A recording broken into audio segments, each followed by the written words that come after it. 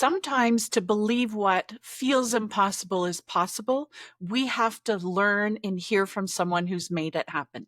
And today's episode is just that episode for you. Today, I sit down with Sarah Bundy. She's the co-founder and CEO of Athena Collective and host of the For Female Founders podcast. She's building a platform designed to level up women in business through strategic partnerships, mentorship, and community. Sarah is an award-winning entrepreneur and two-time exited founder. She is a thought leader in partnership marketing, business, and is passionate about helping founders build ethical, scalable, and exit-friendly companies that thrive. This conversation dives into what is possible in a world that sometimes feels impossible. And it's all about how Sarah has exited a company that defied the odds of being successful. I hope that you enjoy this episode as much as I do. Welcome to the Road to Seven podcast. I'm Sheila Cummins, your host. I'm an entrepreneur, a mentor, an investor, a TEDx speaker, and a proud mom of 3 gorgeous children. Women entrepreneurs like you are redefining the game, breaking boundaries in your business strategy, your leadership, your success, and money while making an undeniable impact on the world every single day. The Road to Seven podcast is your go-to guide for building the business you've envisioned. No matter where you are in your journey, we're here to support, inspire, and champion your next move. Are you ready to accelerate your growth? Buckle up because it's time to hit the road.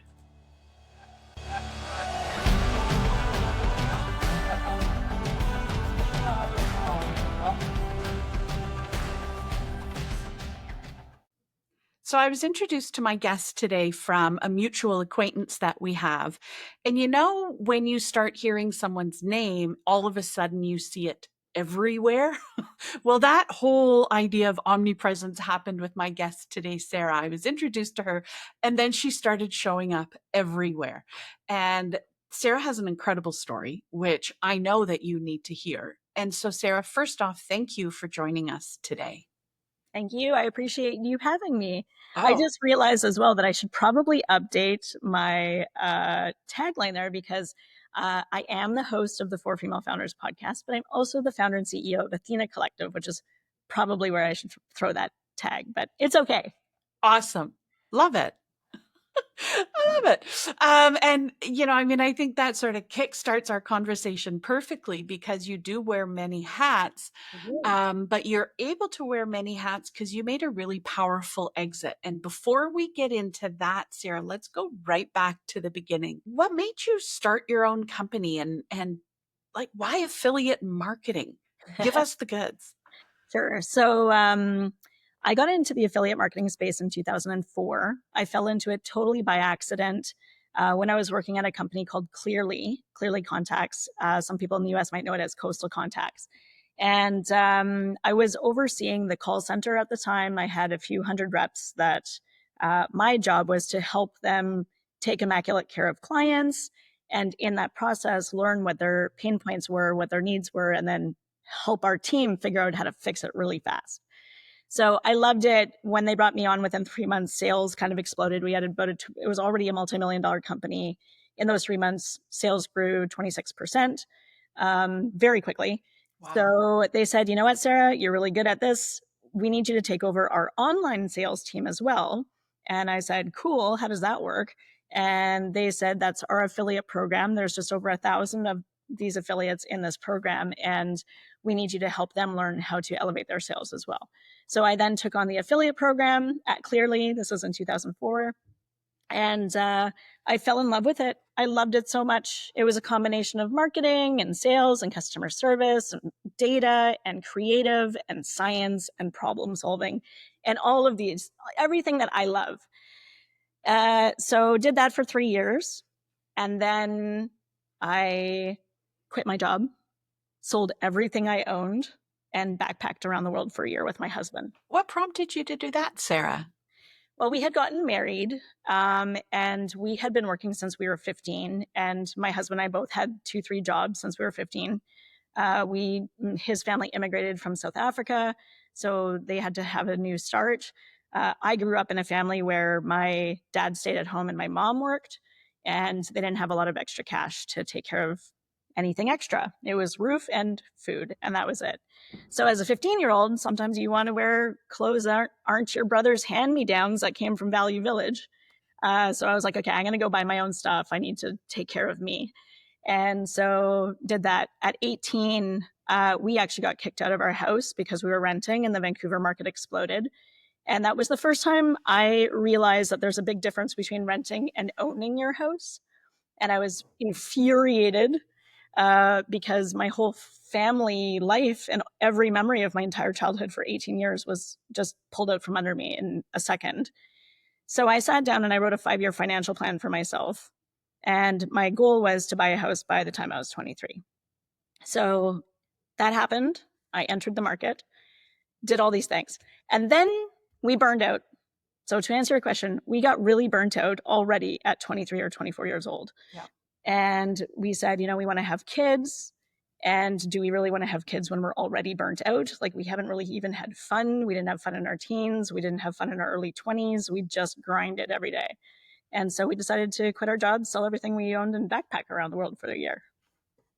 So that led to, while we were backpacking around the world, one of the guys that I used to work with at Clearly called me and he said, hey, when you come back, let's start a company together. And I said, thank you, but no, thank you. I'm not interested. Like, I'm just going to enjoy this time and, not think about work or entrepreneurship or business or where I'm going to get my next paycheck. And he said, okay, I'm not taking no for an answer, but I'll call you back in like 2 weeks. And I was like, yeah, good luck to you, friend. And anyway, he did. He called back and he's like, hey, so when you come back, let's start a company together. And I said, what kind of company would we even start? And he said, a marketing company, like this big agency. I'll do all the email, paid search, SEO. You do all the affiliate marketing. You're great at that. And I said, thank you, but no, thank you. Like, I don't have any interest in being a business owner. Like, I'm going to go back and get a job at a corporation. My resume is great. Going to do that. And then a third time he contacted me while I was traveling and he's like, look, like, this is a great idea. And I kind of heard the universe saying to me, Sarah, do not say no, just look into it. And so I went and we were in South Africa at the time. And I was sitting by the beach and I was like, you know what? I'm just going to write a business plan. I'm going to look into it. I'm going to see if there's a potential for this. So I sat, I wrote a business plan and I was like, holy cow, there's such a massive gap in the world of people who actually have my expertise. I can see why he wants to do this. And so I said, okay, when we come back, let's give it a shot. And if it doesn't work, then I will just go back and get a job in a big corporation again. And it did work. It worked very well. And the challenge and the problem was I didn't know him well enough and I picked the wrong partner. We were not value aligned whatsoever. Yep. And by the time I realized this, I was 6 months pregnant because we'd decided to start our family. 6 months pregnant, and we both started fighting over the company. And I was working like 90 to 100-hour days and not sleeping. And baby got distressed. My son, Kai, he got distressed. And so I ended up in the emergency 3 times in the same week. And the doctor said to me, he looked me square in the eyes, Sheila, and he's like, you are going to lose your business or your baby. So just pick one. Wow. And I was like, oh my gosh, like, just like the pang of what that felt like. I can't even describe it. Like, choosing baby over your business, like, that is not even a choice. So I was like, okay. So I next day I said, look, take it for $1. I don't care. Like, I walked away and started all-inclusive marketing again from scratch. So here I am starting a new business at 6 months pregnant by myself from my bouncy ball in my living room. Like, I'm having a baby in 3 months. I guess we'll just do, like, no one's going to hire me at this point. So started a new company, and it had done so well in the first 10 months that my husband actually quit his full-time job and joined me as my business partner. And then for the next 16 years, the two of us worked together until we exited in 2020. And he retired in December of 2023. And I retired in January of 2025. Wow. Wow. So I actually want to go back to that time of starting 6 months pregnant. Like, I actually have 2 questions about it. The first is, like when you first launched it on your own, did you have a vision for it? Like, did you imagine, okay, I'm going to build this to sell, I want to scale this? Or was it literally, I just need this to pay the bills? What was the vision when you started it? Thank you for asking. I wanted to contribute to our family Yeah. income, and I wanted to be a present mom, and which meant me working from home and taking care of my baby. Yeah. And I wanted to take immaculate care of people. So I use the word immaculate on purpose because one of my life purposes, I've realized from a very young age, is to help as many people as I can before I die. And sometimes that means being present for people, giving them a leg up, being an ear to listen to them, Mhm. or just taking stress and pain off of their shoulders. So when I started AIM, I had this one client. He was the one guy who could come over from the last company because he was not stuck in a contract. And I just wanted to take care of him so well that he felt the love and the solution and had a better life as a small business owner for his family and business while I could take care of mine. And so it seems like people like being immaculately taken care of. And they refer you a lot of business because they're like, I know someone who will take amazing care of you. Mhm. And so we kind of grew naturally and very organically over the next few years to the point where we actually became one of Canada's top 100 fastest growing companies. We became a Profit 500, a Growth 500. I got listed as a top 40 under 40 in Vancouver. We won Company of the Year of 400,000 businesses in BC. A couple of years later, we won the Global Excellence Award for setting the standard of excellence in affiliate program management worldwide. And we got to work with some of the most incredible brands all around the world, from the Home Depots to the Oracles to some other brands I'm not allowed to say out loud Sure. for NDA purposes. But just picture, you get this little young 28-year-old mom about to have a baby, not knowing what was going to happen, but just knowing that what her reason for being was. And that kind of turned into something really big. So, Well, and I think, your motivation to start is one that I see so often among women, and it's that phase of life where you're like, I have a career, I'm really good at something, I could have a really high-powered job, and I have this family, and my values are that I want to actually be with my family. How can I bring the money from my skills and still be the primary caregiver?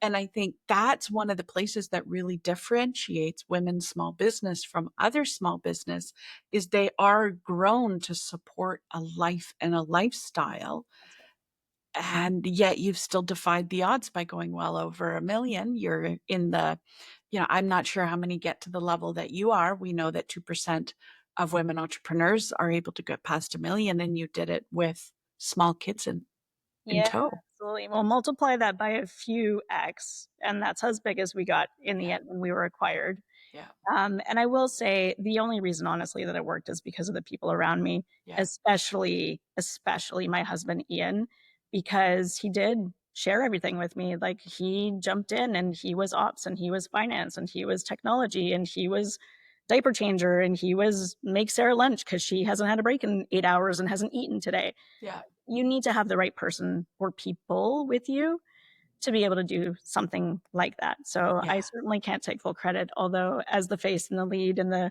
visionary, I was grateful and lucky to find the right people to Yeah. move And forward with. I mean, the people power, the human capital in a business, I think, is often the hardest piece to grow. And yet, I think when you're coming at it from the place that you did of, I want people around me, my mission is to take immaculate care of everyone around me.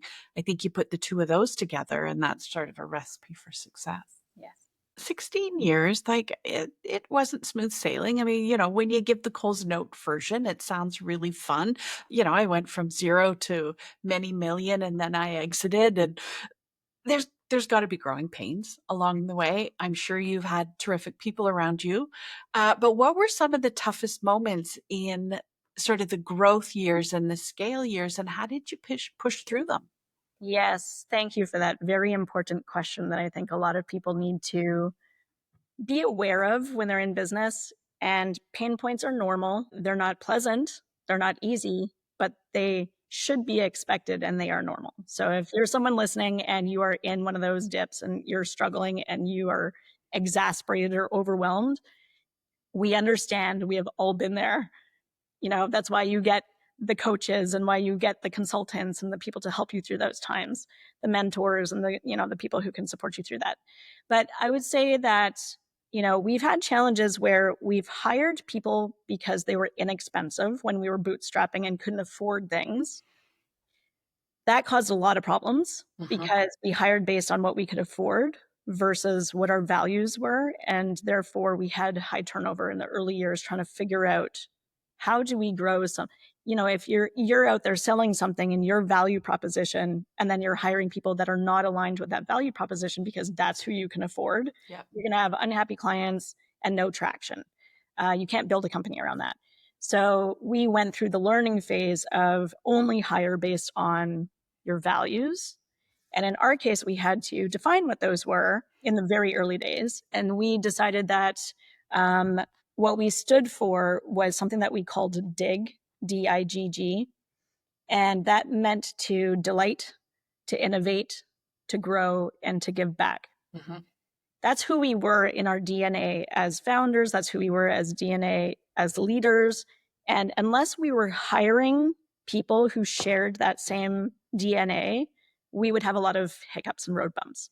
So we changed all of our HR policies, our hiring policies, our expectations around salaries, and we went and found the best people who are aligned with our DIG philosophy, motto, and promise. So that was one learning. The other ones are as you scale and grow, especially when you have hockey stick growth, which we did experience at one point, actually a couple different points. So we had hockey stick growth and then kind of plateaued a bit and then hockey stick growth again. When you go through that type of extreme growth, everything changes. The way you operate changes, the way you set up your structures change, the way you train people changes.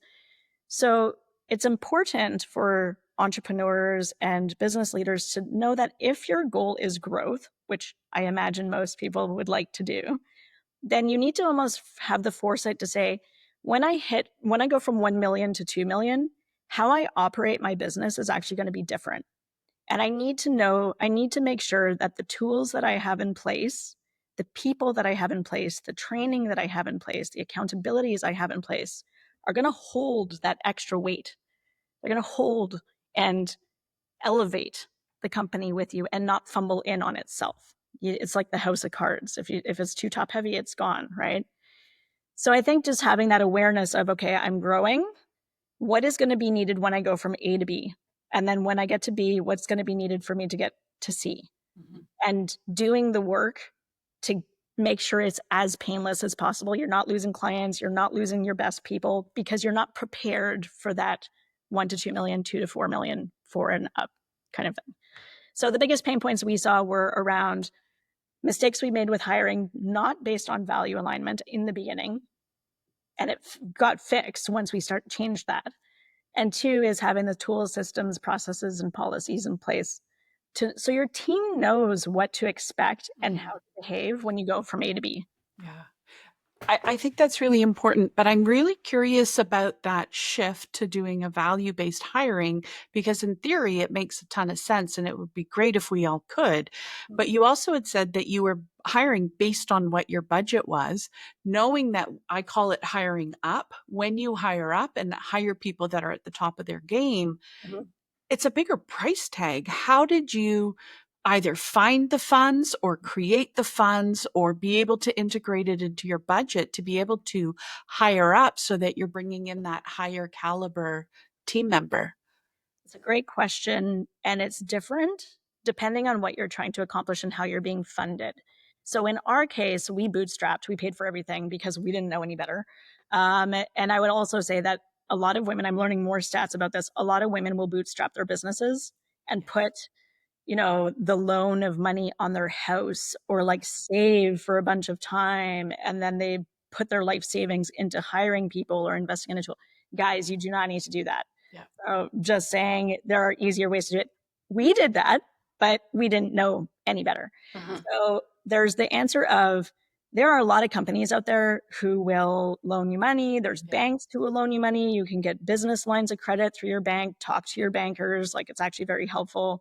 There are grants that you can get, which is free money, guys. If you want some free money, check out grants. We have a lovely client called Granted, and their business, she helps companies find grants that they can apply for, and get some money to support the growth of their businesses. You can take a look for Stephanie Sang, Sang, if you want to look her up. She's great.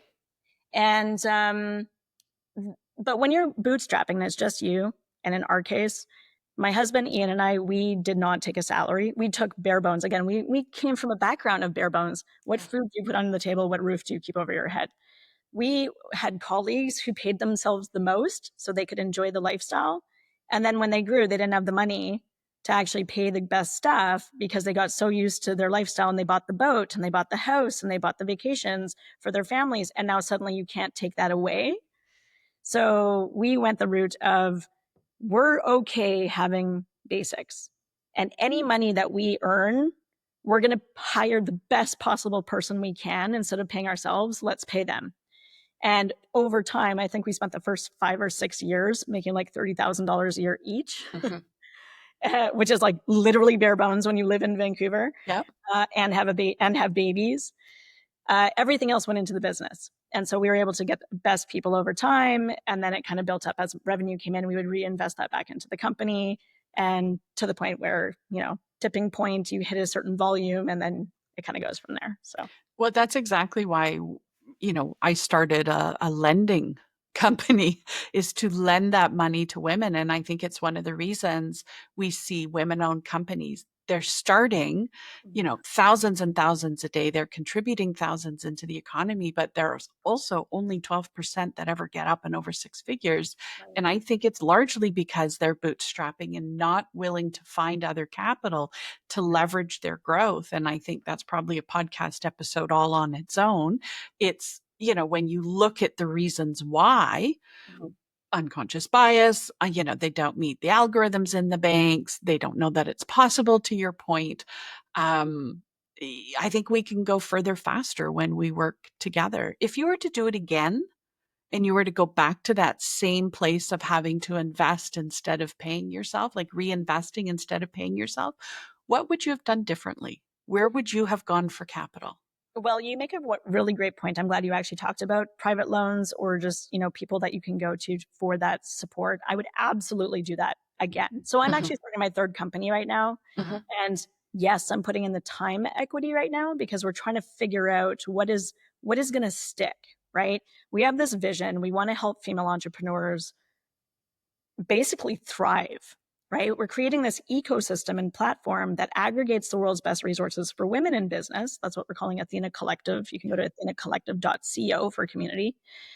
And we've got these resources. So if Sheila's, able to lend money and you need money so that you can scale your business, we want to have Sheila and her, her contributions available to these ladies on this platform. If you need a bookkeeper, if you need a marketing person, if you need in your city or virtually, we're consolidating all of these things because nobody has time to go find these things, and everything is scattered everywhere. And a lot of it is really junky and garbagey.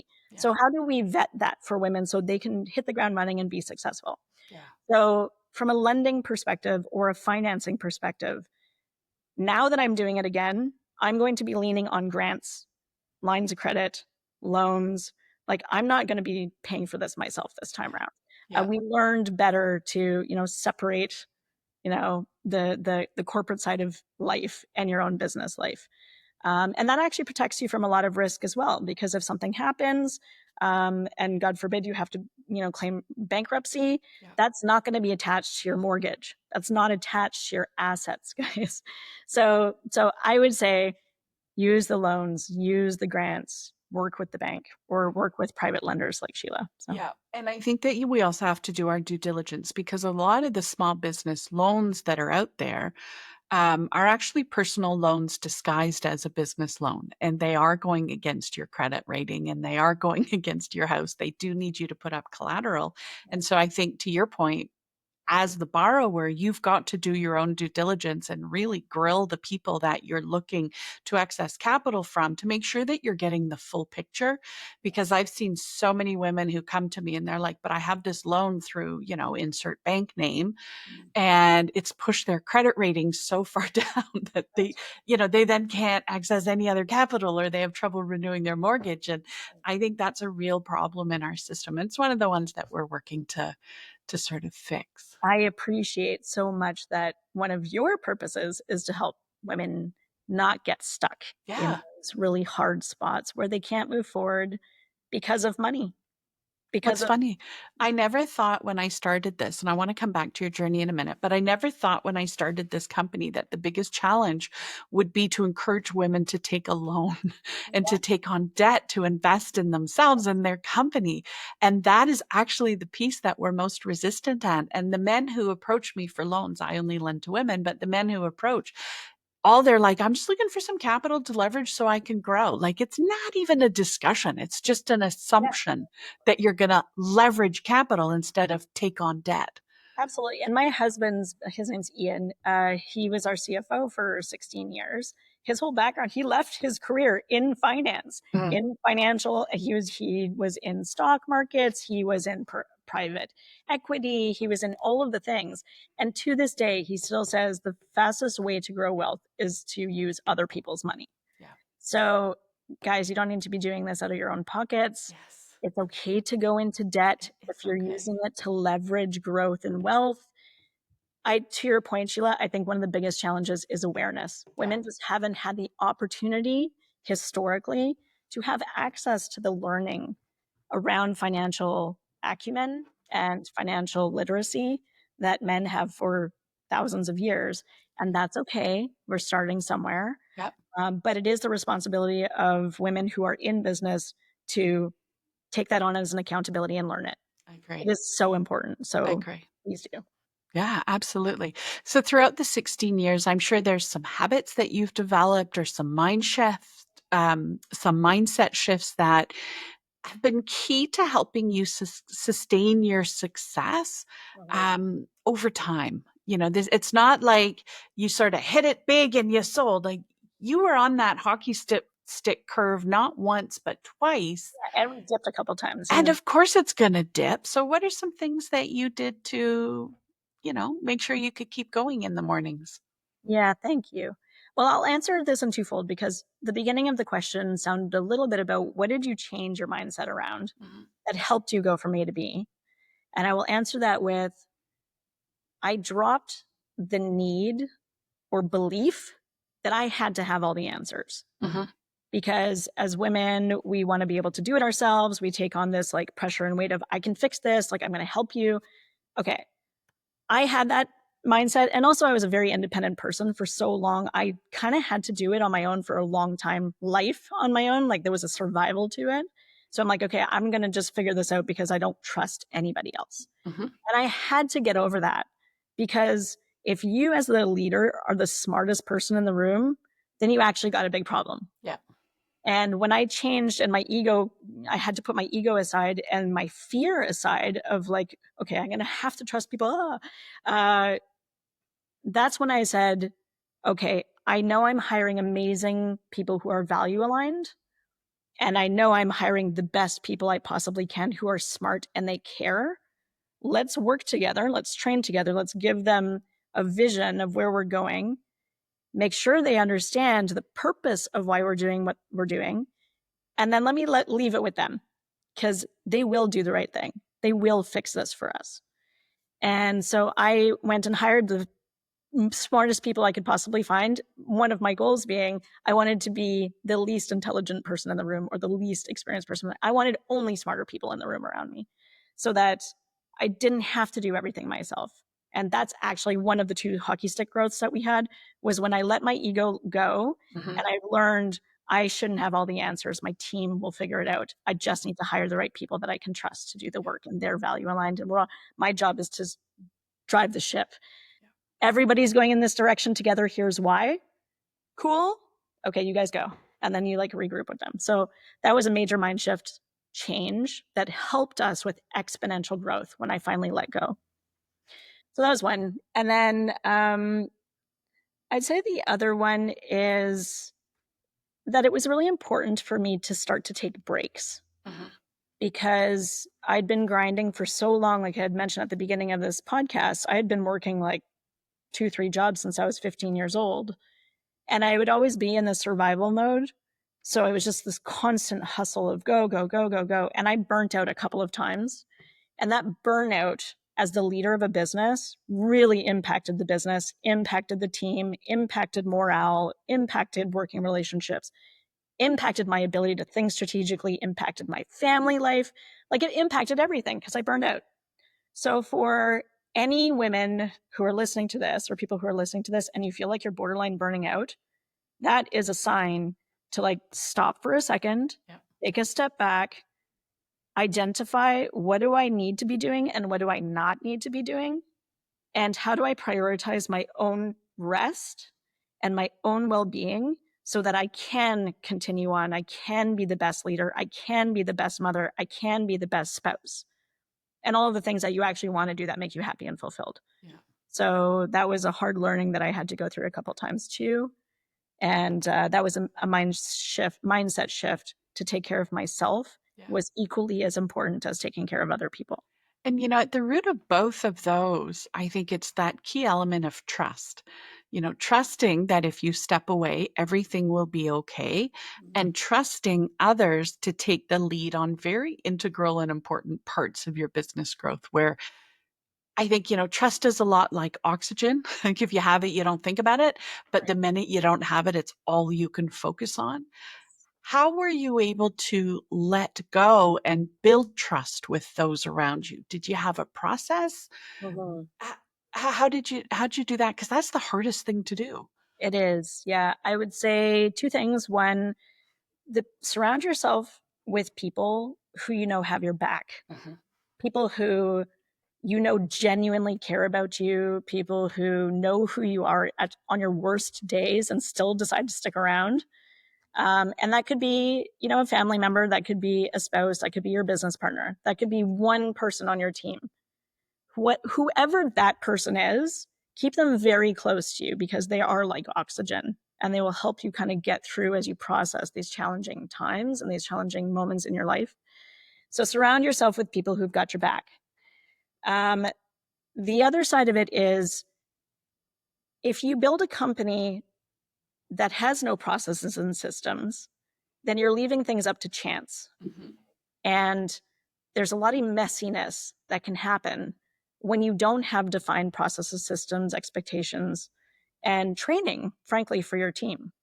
So, yes, we hired around values of our dig philosophy, but we also spent a lot of time and effort building out here are the expectations and standards of our organization when this person is not there to answer questions. And I am not here because I'm at a conference. Mhm. And you're direct, and the client is asking for these things because this is a constant. You have to actually slow down and stop Yeah. and analyze your business long enough to say, here's all the things that could go wrong. Here's the things that are, when they're going right, this is what it should look like.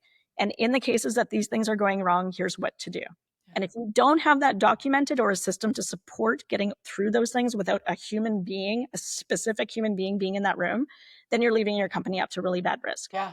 True. From your mouth to our listeners' ears. I love it. Let me ask you three more questions, then I'm going to let you go. First thing is, what's one thing you do every single morning, no matter what? I wake up every single day with gratitude. Mm. Gratitude. Thank you for this morning. Thank you for the sunshine. Thank you for letting me wake up. So I start my day with gratitude. I used to start my day like disgruntled, looking at my phone, oh God, I'm tired. Oh, I got to make lunches, like whatever. And that was kind of a miserable way to live. It was, I was exhausting myself Mhm. just by waking up in that mindset. So I decided couple of years ago, year ago, to just be like, thank you for letting me be here. And then I hug my dog and I drank a cup of tea that my husband brings me in bed because I'm very spoiled. So every morning I start my day with a cup of tea, snuggling my dog in gratitude. It's kind of amazing. I know I do live a very spoiled, luxurious life just with that Wonderful. start to the day. So that's one of my consistents. That's awesome. I love that. And I love that it's not with your phone. That's one thing I'm working on, but it's very difficult. It is. But it's discipline and, But you know what, self-love is Sarah? self-discipline, right? It is, but I will also say yes, and I will say, because like we're going to talk about practical application here. I wake up, I pick up my phone, and I'm like, oh, it's whatever time it is. And then I start looking at my phone. I'm like, ooh, let's see what the news says, or let's see how many people responded to my latest post, blah. Yeah. And I catch myself. I'm like, no, wait, I didn't do gratitude yet. And I put my phone back down. And I'm like, thank you for today. Yeah. Thank you for letting me be here. Hug my dog. When the sit, have a coffee, then I go back on my phone to be like, okay, I'm having my coffee, even if I'm just sitting in bed doing that, or on the couch or in the garden or whatever it is. But yes, even I'm catching myself being like, nope, put it back down, do it properly. Love that. What is a mantra or a quote that you live by? Well, the one that got me through all-inclusive marketing was energy and persistence conquer all things. That was a Benjamin Franklin quote. And I still say it to myself on a regular. I'm starting in my third company right now. I know energy and persistence will help us achieve what we need to.